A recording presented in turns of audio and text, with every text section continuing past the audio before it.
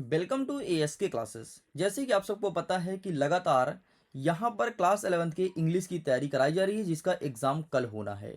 And finally student, अब मैं आपके सामने प्रैक्टिस सेट नंबर सेकंड लेकर के आ चुका हूँ। फुल सोल्यूशन कवर करूंगा एक ही वीडियो में एंड तक बने रहिएगा। बहुत सारी चीज़ मैं आसान भाषा में समझाने का प्रयास भी करूंगा कि किस प्रकार से आपको इंग्लिश का कॉपी लिखनी है।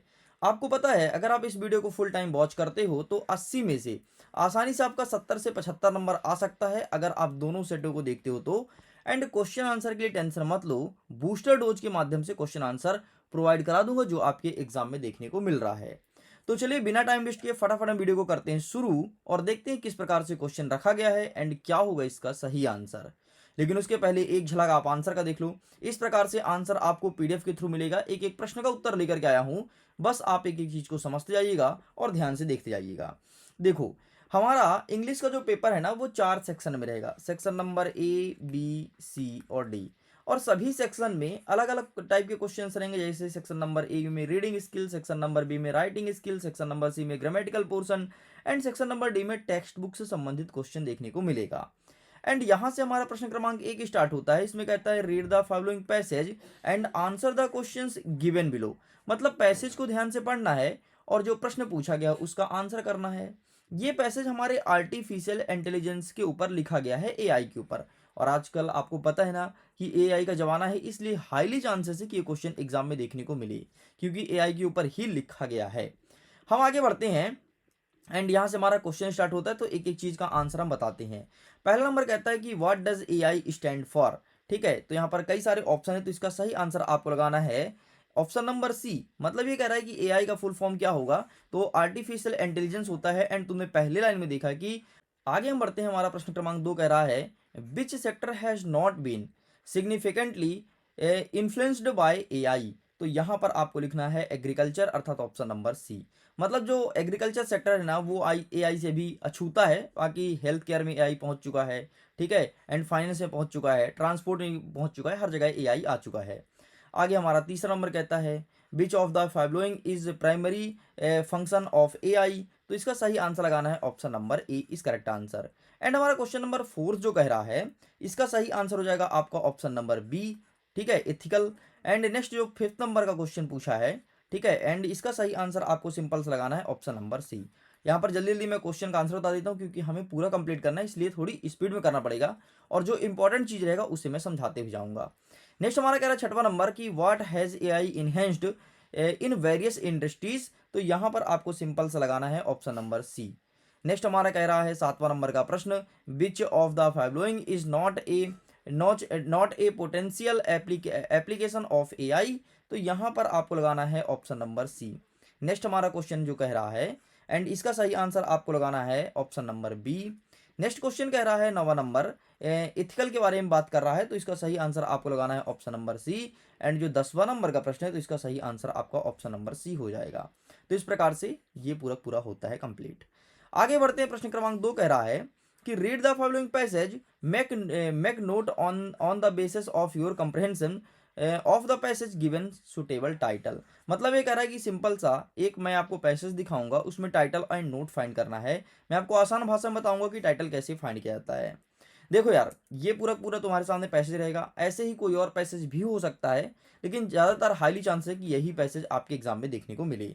तो अब इसमें ये फाइंड करना है कि इसमें टाइटल क्या होगा। तो टाइटल फाइंड करने का एक बेहतरीन तरीका होता है, जिसके बारे में लिखा गया है वही इसका टाइटल होता है। या हम दूसरे शब्द में ऐसा कह सकते हैं कि पूरे पैसेज में कोई ना कोई तो ऐसा वर्ड होगा ना जो बार बार रिपीट हो रहा है, फिर ज़्यादातर रिपीट हो रहा है, तो बस यही आपका टाइटल होगा।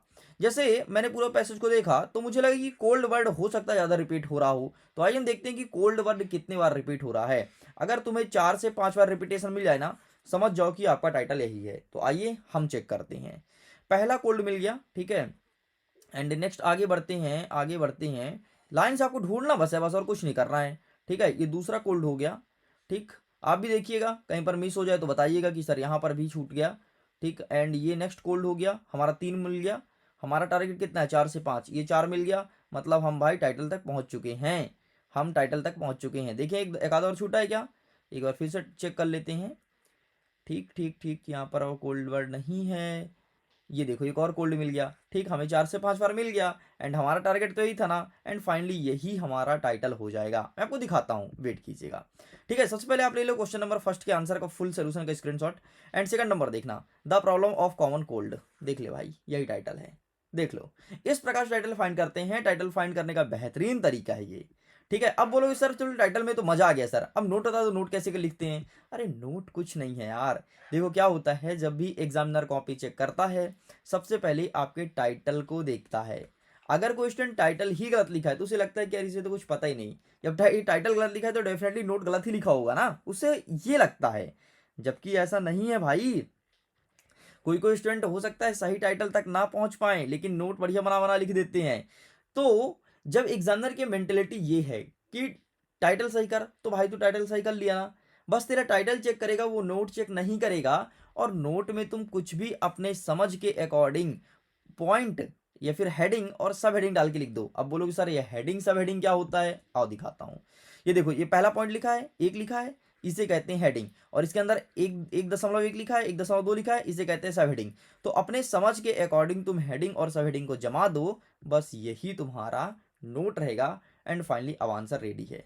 तो देखो यहाँ पर तो फाइनली मैंने जब आया है तो बिल्कुल 100% क्रेडिट है, लेकिन आपको बता रहा हूँ कि एग्जाम में कैसे सॉल्व करना है अगर ऐसा कोई क्वेश्चन आ जाए जो हमें समझ नहीं आ रहा तो। ठीक है, इस प्रकार जमा देना। चले आगे बढ़े। नेक्स्ट हमारा क्वेश्चन कह रहा है सेक्शन नंबर बी, जिसमें कह रहा है राइटिंग स्किल। अब आपको लेखन कौशल दिखाना है। ठीक है, तीसरा नंबर कह रहा है कि यू आर ज्योति, तुम्हारा नाम ज्योति है और तुम कक्षा 11वीं के छात्र हो। किस स्कूल के छात्र हो, यहाँ पर एड्रेस भी लिखा गया है, ग्वालियर के छात्र हो।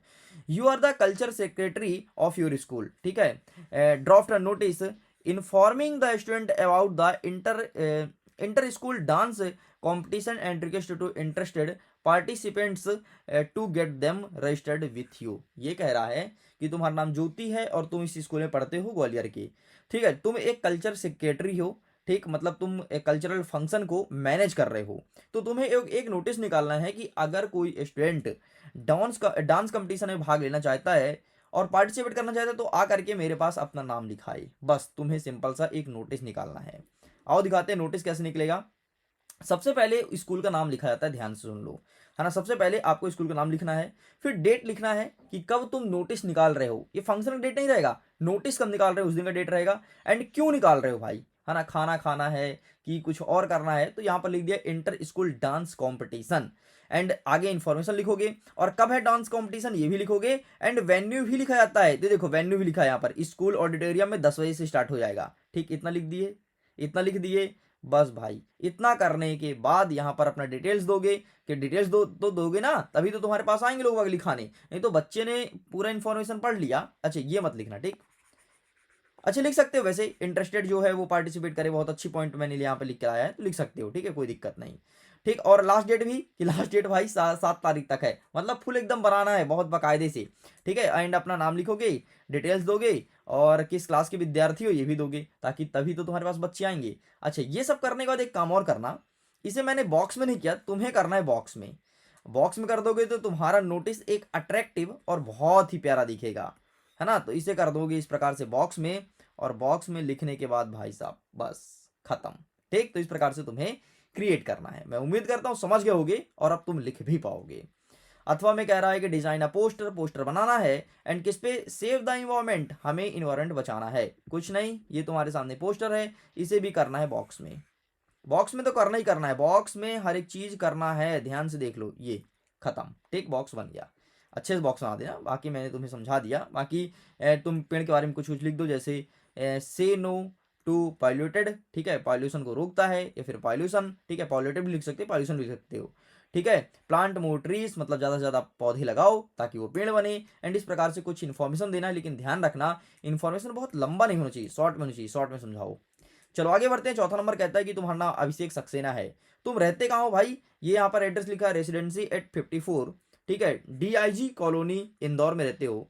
और write a poster to the editor of a newspaper complaining against the noise caused by loudspeaker in your locality, मतलब तुम्हारे एरिया में लाउड स्पीकर बजा करके लोग बहुत हल्ला कर रहे हैं। तो एक तुम्हें कागज में लिखना है चिट्ठा और जाकर के देना है लोकल न्यूज़पेपर एडिटर साहब को कि भाई न्यूज़पेपर में छाप दो, बस और कुछ नहीं कर रहा, है ना। तो किस प्रकार से हम देंगे ये देखो।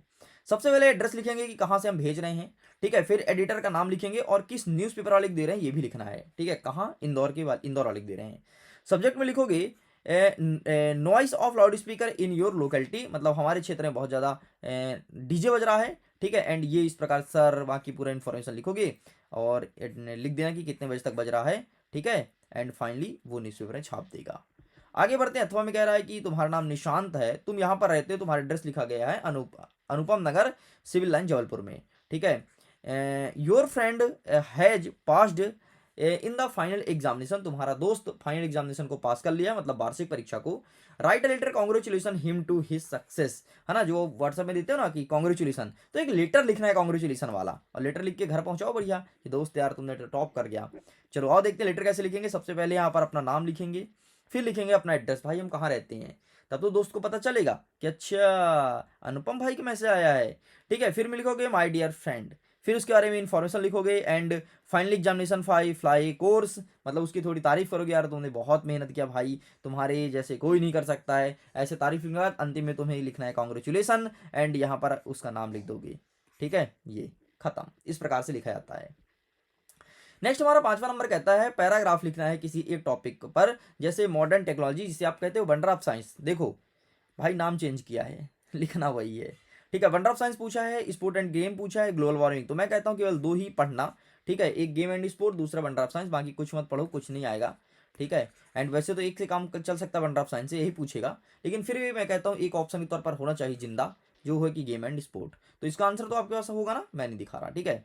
अच्छा ये 5 का अथवा है, यहाँ पर क्वेश्चन नंबर डल गया, ठीक। अथवा क्या कहता है कि तुम एक सेक्रेटरी हो इको क्लब के अपने स्कूल के, तो recently your celebrated tree plantation, ठीक है। तो तुम्हें एक सेलिब्रेशन करना है जिसमें पेड़ लगाने के बारे में जागरूक करना है, बताना है, तो इस प्रकार से तुम्हें बताना है भाई साहब, सेक्रेटरी साहब, किस प्रकार से हमको ट्री प्लांटेशन मतलब ज़्यादा से ज़्यादा पेड़ लगाना चाहिए। चलो हम पहुंच गए हैं सेक्शन नंबर सी में, ग्रामेटिकल पोर्शन में। आइए कवर अप करते हैं फटाफट। पहला नंबर क्या कह रहा है, fill in the blanks any 5, कोई 5 हमें अटेंड करना है, यहाँ पर 6 दिया गया है। मेरी कोशिश रहेगी कि मैं 6 के 6 सभी आंसर बताऊं, फिर आपकी मर्जी आप कितना अटेंड कर रहे हो। पहले नंबर में आपका ए हो जाएगा, ठीक है। दूसरे नंबर में आपका मच हो जाएगा, तीसरे नंबर में आपका लिव्ड हो जाएगा, चौथे नंबर में आपका टू हो जाएगा, पांचवें नंबर में आपका बिथ हो जाएगा, एंड छठवें नंबर में आपका प्लेइंग हो जाएगा।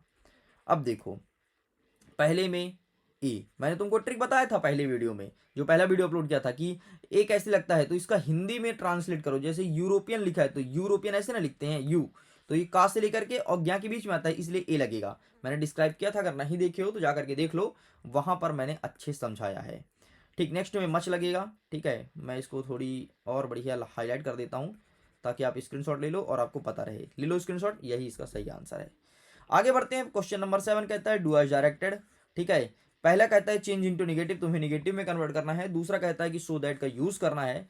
तीसरा कहता है पास्ट परफेक्ट टेंस बनाना है, इंट्रोगेटिव बनाना है। एंड कहता है combine the sentence using relative clause लगाना है, and rearrange the word to make a meaningful sentence. अब ये सेंटेंस को जमा के रीअरेंज करना है। ये जितने भी क्वेश्चन रखा हूं, मैं आपको प्रैक्टिस सेट नंबर फर्स्ट में बोला था कि बहुत अच्छे अच्छे से जमा दूंगा क्वेश्चन, जो एग्जाम में आता है वही वही दिखाऊंगा। एंड फाइनली लो भाई तुम्हारे सामने आ गया, जैसे कि मैंने प्रॉमिस किया था उसको मैंने पूरा कर दिया, ठीक। अब हम इसका सही आंसर बताएंगे कि सही आंसर क्या होगा। लेकिन देखो एग्जाम में हमेशा निगेटिव पूछता है, एक ना एक क्वेश्चन आएगा, तुम खुद कल के पेपर में देख लेना।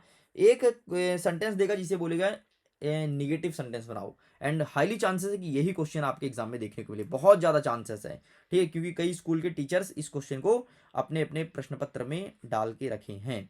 नेक्स्ट सो दैट का आएगा। सो दैट बहुत ही सिंपल होता है, टी डबल ओ को काटो, यहाँ पे लिखो सो, और टी ओ काटो, यहाँ पे लिखो दैट इज करेक्ट, बस इतना करना है। बाकी मैं फुल सोल्यूशन दिखा देता हूँ।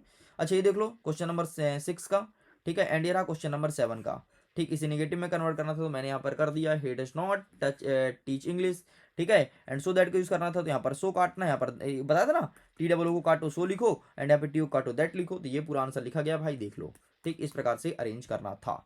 मैं उम्मीद करता हूँ वीडियो में काफ़ी हेल्प हो रहा होगा, समझ भी आ रहा होगा एक एक चीज़ें, और ऐसे ही क्वेश्चन पेपर रहने वाला है, परेशान मत हो। इसके बाहर कोई भी क्वेश्चन नहीं आएगा, और जितना दे रहा हूँ बस उतना पढ़ते जाओ, ये तुम्हारे को टॉप कराने के लिए बहुत ही ज़्यादा है। Section number D text book, आओ फटाफट इसे भी कवर करते हैं। क्वेश्चन नंबर 8 कहता है कि एक पैसेज को पढ़ना है एंड प्रश्न का उत्तर देना है, ठीक है। पैसेज को आप पढ़ लेना, हम सीधे सीधे आंसर बता देते हैं। जो हमारा पहला प्रश्न कह रहा है, इसका सही आंसर आपको लगाना है ऑप्शन नंबर बी, जो दूसरा प्रश्न कह रहा है इसका सही आंसर ऑप्शन नंबर बी, जो तीसरा कह रहा है इसका सही आंसर ऑप्शन नंबर बी, चौथा का सही option number B, option number B, सब में ऑप्शन नंबर बी होगा। ठीक है, एक बार आप भी चेक कर लेना। फाइनली यही आंसर है और आंसर भी हम आपको दिखा देंगे। नेक्स्ट प्रश्न क्रमांक 9 कह रहा है कि extract from the poem and answer the questions given below. मैं इसमें इसलिए ऐसा बोला कि बच्चों को लग सकता है कि सारे का ऑप्शन नंबर बी कैसे नहीं हो सकते, मतलब कैसे होंगे, हो जाते हैं यार, कोई बड़ी बात नहीं है भाई। बी में डाल दिया तो बी नंबर होगा ना, डेफिनेटली, समझ गया ना बात को। चलो भाई आगे बढ़ें, आगे बढ़ते हैं। जो नेक्स्ट क्वेश्चन हमारा कह रहा है प्रश्न क्रमांक 9, इसको भी आपको ध्यान से पढ़ना है। एंड आइए अब इसका आंसर दिखाते हैं। पहले नंबर का ऑप्शन नंबर ए हो जाएगा, दूसरे नंबर का ऑप्शन नंबर ए, और तीसरे नंबर का हो जाएगा option number D, both. Next हमारा प्रश्न क्रमांक 9 का 2 कह रहा है कि फिर से पैसेज को पढ़ना है, प्रश्न का उत्तर देना है। ठीक है, पैसेज को ध्यान से देख लीजिए। पहले का सही आंसर ऑप्शन नंबर सी हो जाएगा, दूसरे का सही आंसर आपका हो जाएगा ऑप्शन नंबर सी, तीसरे का सही आंसर ऑप्शन नंबर ए, चौथे का सही आंसर हो जाएगा ऑप्शन नंबर बी। लो भाई ये भी होता है कंप्लीट। आगे प्रश्न नंबर 10, क्वेश्चन का स्क्रीनशॉट ले लो, हम क्रमशः एक एक चीज का आंसर दिखाने वाले हैं। तो आइए पहले 8वें का आंसर देख लेते हैं, ये रहा आपके सामने। ठीक है, एंड ये रहा 9वें नंबर का आंसर, ये रहा 9वें का बी। ठीक, एंड 10वां, ये रहा 10वें का पहले का आंसर, 10वें का दूसरा, 10वें का तीसरा, 10वें का चौथा, 5वां, छठा एंड 7वां। That's it. आगे बढ़ते हैं। प्रश्न क्रमांक 11 कहता है कि answer the following questions from poetry in about 30 words. ठीक है, 3 में से ये सॉरी 4 में से यहाँ पे 3 ही अटेंड करना, ध्यान रखिएगा। ठीक, तो आइए, ये रहा 11 नंबर का, ये पहला नंबर रहा, ये रहा दूसरा नंबर, ये रहा तीसरा और ये रहा चौथा। हमने सारे का आंसर करा दिया है। फाइनली अब जो ठीक लगे वो आप लिख लीजिएगा। आगे बढ़ते हैं। प्रश्न क्रमांक 12 कह रहा है कि answer the following questions from snapshots in about 30 words. ठीक है, ये रहा पहला, दूसरा, तीसरा। ठीक, तो आइए दिखाते हैं नेक्स्ट आंसर। ये It's रहा 8 पहले का, o'clock. ये रहा दूसरे का एंड ये रहा तीसरे का। ठीक, तो इस प्रकार से ये होता है कंप्लीट। आगे बढ़ते हैं। प्रश्न क्रमांक 13, answer the following question in about 75 words any two. ठीक है, पहला, दूसरा और तीसरा। तो आइए दिखाते हैं। ये रहा पहले का आंसर, टेक अ स्क्रीनशॉट, ये रहा दूसरे का आंसर, ये रहा तीसरे का आंसर। ठीक है, आगे बढ़ते हैं। नेक्स्ट क्वेश्चन क्या कह रहा है, प्रश्न क्रमांक 14, answer the following question about 75 words. ये रहा पहला और दूसरा तो ये रहा 14 का पहले का आंसर, ये रहा दूसरे का आंसर। ठीक, तो आप इसका फोटो खींच लो। आगे बढ़ते हैं। प्रश्न क्रमांक 15 नंबर कहता है कि answer the following question about 75 words. ये रहा पहला और दूसरा, एंड ये रहा तुम्हारे सामने पहला और दूसरा। इसको जूम आउट करता हूँ, नहीं आ रहा क्या, क्वेश्चन नंबर दूसरा नहीं दिख पा रहा है। ठीक है, कोई बात नहीं, अब मैं पीडीएफ के थ्रू दिखा दूंगा। फुल सोल्यूशन नहीं आ रहा, ये क्रॉप हो रहा है थोड़ी वीडियोस में। ठीक है, मैं पीडीएफ के थ्रू दिखा दूंगा, परेशान मत होना। इस प्रकार से पूरा का पूरा सेट कंप्लीट कर दिया हूँ, पढ़ लो, इसके बाहर से कुछ नहीं आएगा, मैं फिर से बोल रहा हूँ। तो वीडियो पसंद आए तो वीडियो को लाइक, शेयर एंड सब्सक्राइब जरूर कीजिएगा। पहली बार आए हैं तो सब्सक्राइब करके रखो, क्योंकि मैंने आपको वार्षिक परीक्षा में भी बहुत अच्छे से हेल्प कराना है, मतलब बहुत अच्छे से हेल्प कराऊंगा, प्रिपरेशन भी कराऊंगा, लाइव क्लासेस भी लेके आऊँगा, अरेंज कर रहा हूँ सब चीज़। जैसे ही सब ठीक होता है तो आपके सामने मैं प्रेजेंट हो जाऊँगा। वीडियो पिन करता हूँ। Thanks for watching. खुश रहिए, पढ़ते रहिए, हमेशा मुस्कुराते रहिए। शुक्रिया।